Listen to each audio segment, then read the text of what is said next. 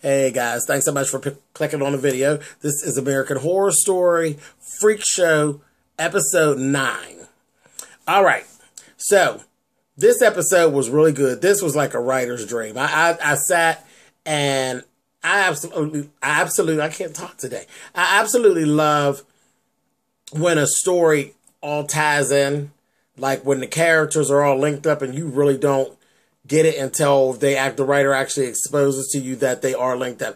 This is what I got from this episode, and I loved it. Loved it. Though it was really sad. There was a lot of things that went on that was kind of sad. But anyway, so we start off with the two, where we always kept calling them the twins. Not the two-headed twins, but the other ones, the two little, they were short with the bald heads and little ponytails. And you found out they're not twins at all. They're actually a married couple is what they are. They are a boy and a girl. The girl is Peppa, and the boy's name is Salty. So we basically got all into their story because Salty actually died in his sleep. So he had a stroke and died in his sleep, and that's what we found, that they are mongoloids, basically, is what they are. They don't really live past the age of 40, you know, not too far past the age of 40, and that's what basically happened. And, you know, Elsa was actually talking about it because Peppa was having a really hard time. Peppa's the girl one. She's having a hard time with it because all they know is each other. You know what I mean? So Elsa is going on and she's talking. She was saying, you know, he was so stupid. This, that, thing, and the other. But Peppa was smart. She was able to learn and this, that, thing, and the other. And she just kept going on about how he was calling him a moron. I'm like, she is such a rude bitch. You know what I mean? But whatever. So that was kind of like the way it was. And I'm like, okay. Fine. She was having a really hard time. Stanley and Elsa had got together. Stanley kept trying to tell Elsa he was offering to send her on vacation and all of this. He wanted the body, basically. He wanted her to give him the reins over the body. Said, "Oh, we'll just cremate." She's like, "Oh, no.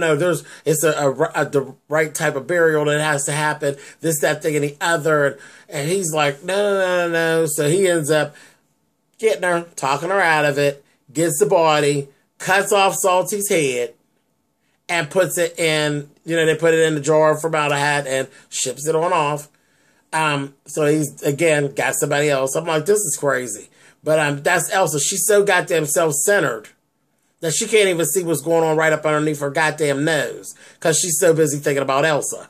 But anyway, old stinking ass. Next we see Desiree and Peppa. Peppa's laying her head on Desiree's lap. Desiree is reading her a story. Because remember, the two, I don't want to call them twins. Salty and Peppa were very childlike. That was it. They were just pure. They were very childlike. Them and Mon Petit. They were kids. You know what I mean? So she's reading her a story. And then Dale comes in. So she's like, wait a minute, Peppa. So she gets up. She goes and talks to Dale. Dale's asking her, can they get back together? Desiree's like, child, I don't have nothing for you, honey. Love you dearly. And he's like, you saved my life. She's like, yeah, but you saved my life before that. And it was fine. She's like, it is what it is. But no, we're not going to be together because I don't have enough of anything to satisfy you, because she knows he's a big old sissy. And once she figured out she ain't got no ding dong, child, she's like, I don't have nothing for you, child. Get on. So it was rough, but it was right. And she told him, you get on. She done found her somebody else. She got Malcolm Jamal Warner, baby. She's not thinking about big head ass Dale. So anyway, she goes back over to Peppa, and Peppa's like, okay, thinks she'll go over to the store. She says, well, no, Peppa, you know, I gotta get dressed for the show because it's almost time for showtime. So I gotta go get ready. And Peppa starts snapping out. She's like, stay, you know, she's like, because, you know, Peppa actually could say a few words. Elsa had actually trained her to say a few words where Salty couldn't even speak. You know, he did a lot of grunting and stuff. Child, she got to tearing her tent all up and carrying on, and Desiree stood in the doorway and just looked at her. When she got done, she said, are you finished? Now you clean all this shit up, honey. I felt, but again, that's how you got to deal with her, because she's just like a kid. But it just tickled me. I said, damn Angela Bassett is too much. Clean all this shit up. I said, okay. So that was basically what's going on. Peppa was really having a hard time, because at first they couldn't even get her to move away from the body. They were like, that body's going to start stinking, so now I better get her out of. But whatever. So then we actually they go into, Desiree was talking with Elsa about Peppa. She's worried about her. And Elsa goes ahead and starts telling the whole story. She tells you Peppa's story. Peppa was 18 years old. Desiree actually Elsa found her at an orphanage. Because that's where she said, I'm going to go. She first wanted to start the freak show. So I'm going to go to the place where people get rid of people that they don't want, which was an orphanage. So she went and she got her from the orphanage. She trained her, to do like cleaning and different things like that. And she seen right away while they were at the orphanage that Peppa was able to learn. Because she was messing with some blocks. And she said, okay, cool. So she took her, didn't have to do that paperwork or nothing. She was already 18, so they just let her leave with her. I said, ain't that a bitch? Let her leave with her. She had her. She said after she had her for so long, then she realized that she had this maternal need and instinct. So because she was always playing with like baby dolls and stuff. And at some point, the Maharaja actually came into town. And he came to the freak show and all that. And that's where we first seen Ma Petite. So here we go, where the people are linking up. Okay, so Ma Petite, she's so cute. I was so happy to see her. I love Ma Petite. So I was so happy to see her. She's with the Maharaja. So, of course, she was dressed down to the nines. She was covered with jewels and all of this. But she had a chain, like she had a leash. But it was all jewels and diamonds. It was a leash. And Elsa wanted her. But he said she's nothing. She's not worth anything. So he couldn't trade. She wasn't traded. And kept going on. Elsa, her and her ways, honey. Elsa got him, baby, and turned him on to Dr. Pepper, baby. And he gave her Ma Petite for 3 cases of Dr. Pepper. A mess. But he gave her to her. She took the little diamond leash off of her, and that was it. So she was free and happy to be there, I guess. And she basically got Ma Petite for Peppa. And, Peppa, because if you ever remember, back in the beginning, Peppa was always, she would comb Ma Petite's hair and stuff like that. And she was like her baby doll. And she would comb her hair and this, that, and she just loved her. Everybody did. But, so that was that. So now we know where Ma Petite came from. She literally got Ma Petite from the Maharaja for Peppa to entertain Peppa. So, that was that. So damn cute. Just love Ma Petite.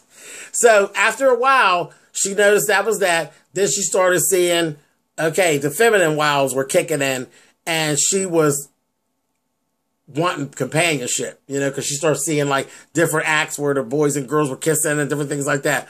So she went searching in an orphanage again. It took her quite a while, but she ended up finding Salty at an orphanage. And she brought them in, and both of them, they looked just alike, just as ugly as they could be, child. And they really did look alike. That's why we thought they were twins. And honey, it was love at first sight. And after that, she took them. They got married. They had a wedding and everything. She officiated the wedding. It was really cute. They had their little stuff, and they had a big old party, and everybody party. It was a big old wedding for them. So it was really nice. 2 pure souls. Like she said, they were 2 completely pure souls. And Peppa actually did have a sister. Her sister's the one that actually put her in that orphanage. We'll go back to that later. Okay, so that was that. That's a big portion of Peppa's story, where she came from and where Salty came from and where we got Ma Petite from. Okay, so next we see Desiree and Angus. Angus is Malcolm Jamal Warner's character. They go to Maggie, Esmeralda, for a reading. She's just as fake. That bitch can't read shit. There ain't nothing but a glass ball, honey. She be looking in there. But she was doing all this reading, and she was wallowing in self-pity because, Jimmy's gone, honey. So she starts saying how, oh, yeah, y'all are going to be so happy and y'all going to have a house, this, that, and the other. And then when she just flipped over and got all prejudiced with it, when it was like, oh, yeah. And they said, well, what about babies? This, that, and the other. And then she going to go all into, no, y'all ain't never going to have no babies, this, that, thing, and the other, blah, blah, blah. And it was just like a bad, They were like, don't nobody believe in this anyway. You full of shit. And told her, we're Christians anyway, girl. And they left. And that's what she told. She said, you're not giving your future, my future. You're giving it your future. You're a miserable bitch. And she left. So then they start to tell her story. 1941, she was nothing more than a goddamn rogue. She ran around pickpocketing folks, carried on, and she met Stanley. He made her his partner because she looked like a little boy. That's why he was looking at her anyway with his gay ass. He was staring her down like, give me some of that, honey. And here it is. She was just looking like a boy because she's a little rogue, got a little dirtball. So he took her, made her his partner, cleaned her ass up, and everything like that. She actually ended up telling Desiree her story because Desiree came back and cussed her ass out. And basically, so she went ahead and told Desiree lies about why they were at the camp. And Desiree threatened her about the deaths at the camp. She's like, girl, I've been around a long time and I know bullshit when I see it. And she said, honey, and if I found out that you had anything to do with these deaths around here, honey, I will kill you with my bare hands. You understand me? I was like, okay. So anyway, next thing you know, the twins come to see Esmeralda, Maggie, and they give her their life savings and told her, you go do right by Jimmy. Jimmy needs a lawyer. You go make it happen and you do right by Jimmy. And all that, because they was in there talking smart, going back and forth, because, one of the twins is in love with Jimmy, and Jimmy's in love with her old stinking ass. So they went back and forth with that for a while, and they told her, the mean twin, honey, she told her, Dot told her, you do right by Jimmy or I'll smack your face, honey. So that's that. And the interim, Stanley then already took his ass down there to see Jimmy at the jail. And telling Jimmy, something about this lawyer that he knows and this, that, and the other and all this. And he's like, I don't have anything to pay. And he's like, well, maybe we can work something out. I said, oh, no, he's not going to try to turn Jimmy out, honey. And they left it at that. So after that, she told Maggie had told Desiree, I want to take you and I'm going to show you what I'm talking about. So she actually took her to the museum. They traveled out, took her to the museum. Child, they're in the museum. They're going around. Desiree's looking around like, what the hell is this? And they, they're doing a tour or whatever. First, she saw Mon Petit in a jar with formaldehyde. Then she saw the head of Salty in the thing. Then she turned around and they're like, in our newest edition, and she pulls the sheet off, and Esmeralda didn't know nothing about it either. Baby, Jimmy's claws were in the thing, and Esmeralda just fell out on the floor, child. And it's like, oh boy, okay, where are we at now? So it left from there. That was it for that. We turn around, we go back.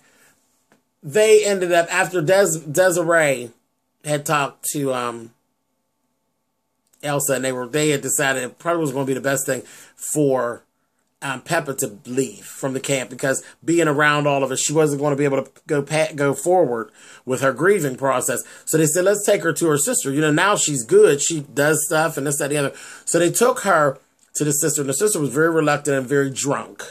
She's a drunk bitch. Drunk, miserable. Now she said, I got rid of her because I wanted to have kids and this, that, thing, and the other. And how was I going to have kids and deal with her? She was a handful. She said, well, she's not anymore.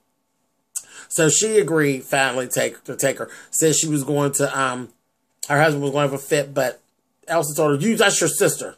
You do what you need to do, and you'll take care of her. I said, oh my. So, she cried, and she didn't want Elsa to leave, but she told her she had to leave. So I was like, that's just not good. This is not going to be good. It's not going to be good. Anyway, so they go forward. You see years, like maybe a couple of years go by, like a year and a half, 2 years. And the sister that had a baby, child. And the sister's sitting there, she's telling the story now, because she's sitting in front of this nun. And she's telling the story. She says, God played a dirty trick on me. She had this baby, and the baby was a mongoloid.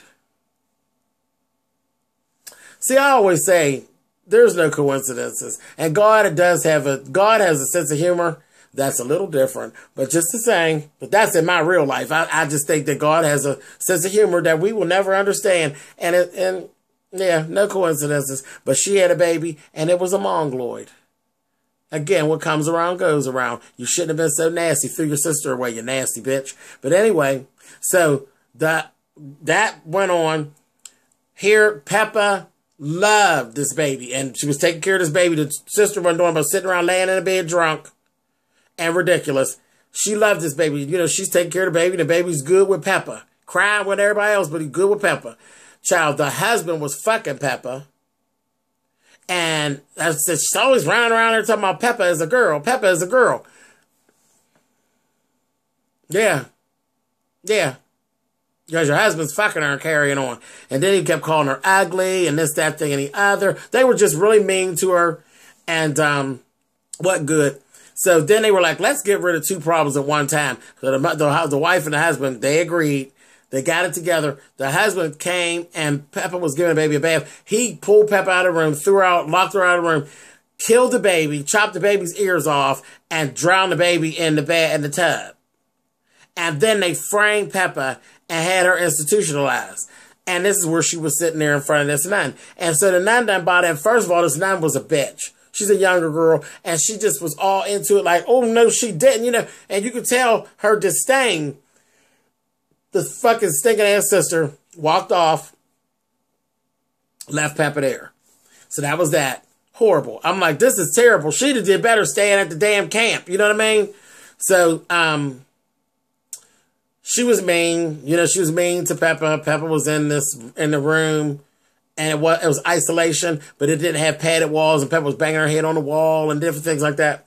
She goes in there and gets her. She's being on me. She's like, you did something terrible. You killed a baby.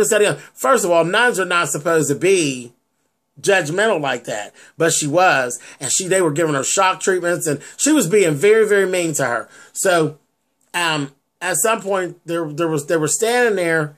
And this thing of light came through. It was weird. Like this big shaft of light came through in between the nun and Peppa.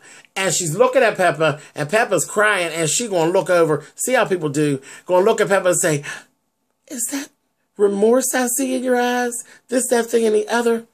God has showed me there's remorse in your eyes. So after that, she literally switched up and said, I'm going to make you my special little project. You're going to be my special person, my special girl. And she ended up taking her, giving her a better job. She said, no more dirty toilets and this, that, and the other. You're going to be in here. She put her into the library. Remember how she could stack, you know, she knows how to stack and how to put things together that are similar. So she let her clean up this library. Nobody had been there in years and all this. So that put her away from the other people. That put her away from having to do the nasty bathrooms and the toilets and all of that stuff. It was a better life, you know, for what life she had. And all of that. And so she's going to make her a special project. And she was going through, as she's going through the magazines, we're talking about, I guess, 3 or 4 years had gone by at this point. There was a picture of that motherfucking Elsa on a Life magazine. And Elsa was beat down. I guess she finally made it. So I guess we'll look toward that for, you know, going forward. But she looked beautiful on this cover. And she's seen her, and that's what Elsa told. Elsa had kissed her in her hand and told her to put her hand on her face and said, whenever you want me close, that's what you do. And that's what she did. And that kind of broke out from there. Now, let me go back a little bit. And I'm laughing. This is just my take. And I'm going to tell you, I'm going to say what I got to say. And if y'all don't agree, or if you do agree, put it down there in the comments. When the shaft of light came through there, I looked and I said, this is crap. When she's sitting up to saying, she said redemption. That didn't have anything to do with redemption on Peppa. That was, and I do believe that was the symbolism was God, you know, turning things around. But it wasn't about redemption on Peppa, because Peppa didn't do anything. Peppa was framed, but she can't talk well enough to tell anybody, I've been framed. Now, me personally, what I got out of the shaft of light was God telling her, now that's a pure soul, and you better get your shit together, or I'm going to tear your ass up. Now, that's what I got out of it. But I said, you know, because I went to Catholic school, and all nuns ain't good, and all nuns ain't nice. Okay? And that nun wasn't nice. So that's what I got out of it. I got out of it that God put that light down there and told her, if you don't leave her alone, baby, I'm going to tear your ass up. But that's what I got out of it. Tell me what you guys think. When you seen the shaft of light, what did that make you think? Or did you not think anything at all? Or did you even catch it? All right. So, okay, moving forward. I ain't trying to get too deep. Moving forward. That's basically it. That's all we got for this part. Now, it's not going to be back on, guys, until January the 7th. So after the holiday is when we'll actually be coming back. And there's a lot of stuff that's going to go on after we come back, because we got more superstars that are actually doing guest appearances that are still there. So we're still in. We're not done yet. So, but I enjoyed this, but it was a very sad episode. It was kind of hard to watch all that stuff go on to poor Pepper, because Pepper is like a little girl, you know? So that was kind of rough. But anyway, I did love this episode, and I loved the way that it was written. I thought it was fabulous. All right, guys, so that's it. I will see you guys on January 7th with another episode of American Horror Story Freak Show. All right, guys, see ya. Bye. Have a good holiday.